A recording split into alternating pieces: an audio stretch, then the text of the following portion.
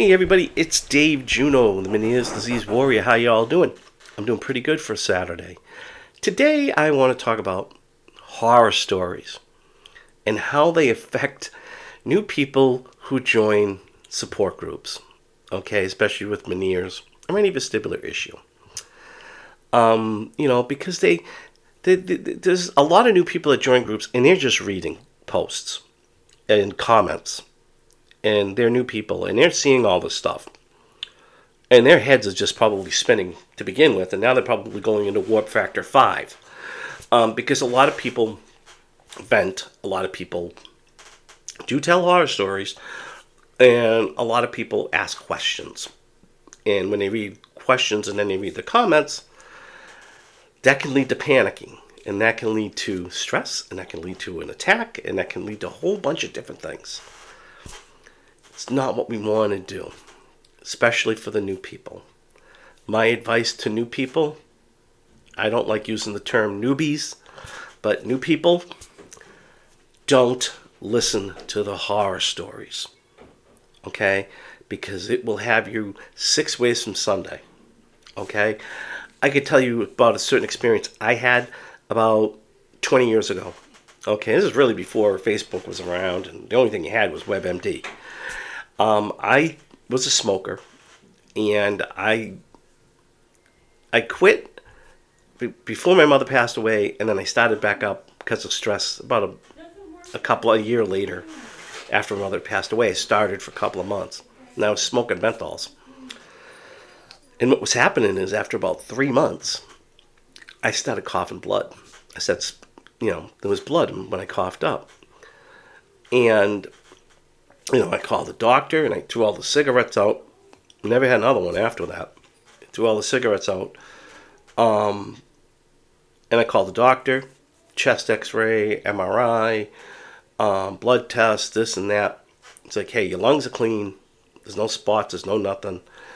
You stopped smoking? I said, yeah, I did. And he goes, that's best. And he goes, when you blow your nose, do you have any blood? And I went, yeah. And he goes, do you have, what were you smoking? I said, Newports. Menthol? And I went, yeah. He goes, oh, God. It's going to take a little while, but that'll come out. And I said, what happened? He goes, the menthol has fibers in it, and when you inhale it, it can stick in your lungs, so you're going to cough for a little bit, and you're going to blow some stuff out, but you'll be fine. And so far, for 20 years, I've been fine. Okay, but before I did that, I went on WebMD. And WebMD had me dead within 3 months. And I was in super panic mode, and I was calling the doctor panicking. And this was all before support groups. So, yeah, that's my take on that. But when I first got diagnosed with Meniere's, I did the same thing new people do today. I was reading every comment, every post, getting horror stories, thinking, geez, I don't want to live like this, I don't want to live like that, oh my God, blah, blah, blah. And, it just caused a spiral down.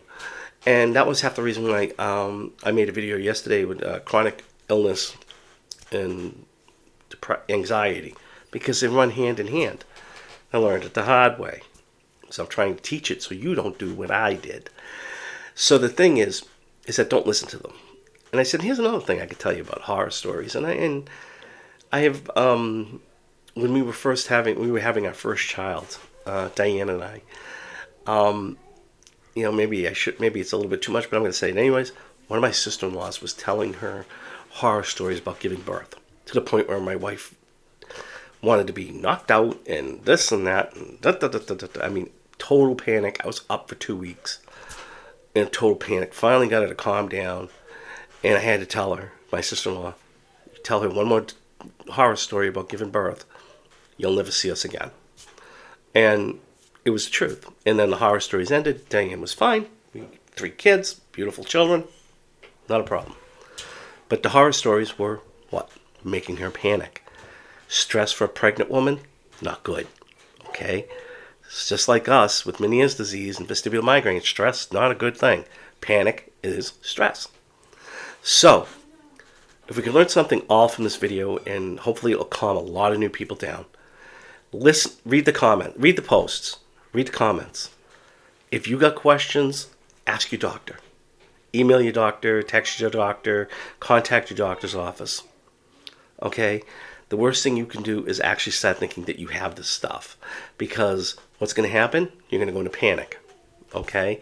And if you don't have everything written down, this is very, very, because I've seen a couple of people talk to me about this. They didn't get an official diagnosis from a doctor. Okay? They put in that they had Meniere's disease because they had all these symptoms. They put in for Social Security disability because they had all these symptoms. They didn't have a diagnosis from a doctor. And they got denied right away. Right? They also didn't have a journal to even prove to Social Security that, well, I do have these attacks and this, that, and the other thing. No. So you want to contact your doctor. You want to be involved with your doctor. You want to keep a record. And sure, asking the questions on Facebook is great, because what you can do is write it down in your journal and then ask your doctor. But don't just automatically assume that you got what this person has, because we're all different. And the reason why a couple of the latest videos that I've been making have been kind of about this is because of recent posts I've seen where a gentleman posted something that said, I have VN, vestibular neuritis, my life is over. Bye. He left the group, but then he came back. What the problem is that he was poking about symptoms, and somebody said, I think you might have vestibular neuritis, but they said the good thing. I think you might have vestibular neuritis, but I'm not a doctor. Contact your doctor and see what they say. And of course, this guy just ran with it. Didn't contact his doctor, didn't do anything. Finally, he did contact his doctor, and he updated everything, which is fantastic. And the person who made the comment, perfect, told him to see a doctor. But he didn't see that. All he saw was vestibular neuritis and decided his life was over. Now, if he just saw that, and then he went to SSDI, Social Security, and said, well, I saw this post. They go, yeah, all right, denied. So don't do that. That's why you want to go to the doctors. That's why you want to have a record book. That's why you want to get your ducks all in a row. Even if you're not applying for Social Security, it helps your doctor diagnose you. So on that note, guys, have a great weekend. I will talk to you all soon. Remember, better days are coming. And please, don't listen to the horror stories. Don't do it. Don't do it. Have a great day.